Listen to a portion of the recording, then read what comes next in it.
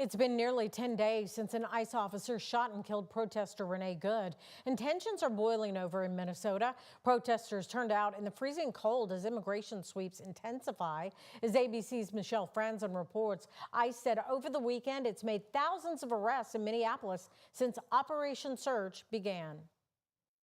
On this Martin Luther King Jr. holiday, marches championing the civil rights icon. Hallelujah for the immigrants in my life. And standing against federal immigration operations and the fatal shooting of Minneapolis resident Renee Good by ICE officer Jonathan Ross. In New York City, a march for justice across the Brooklyn Bridge. This one in Philadelphia. Celebrating on this day to talk about stopping ICE, because I know where MLK would be on this day if he was still alive. He'd be right here, standing against what the real enemy is, racism.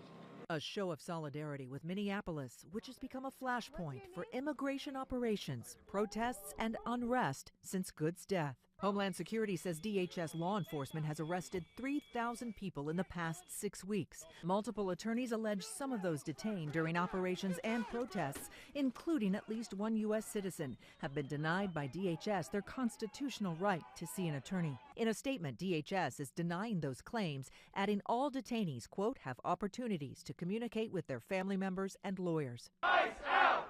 Protect our route! Despite the cold, protests have not stopped. Community response members warning residents when ICE agents are nearby. And taking down vital information of those taken into custody. Videotape, do constitutional observing, blow whistles, let neighbors know that ICE is on the block and it's not safe to come outside. Michelle Franzen, ABC News, New York.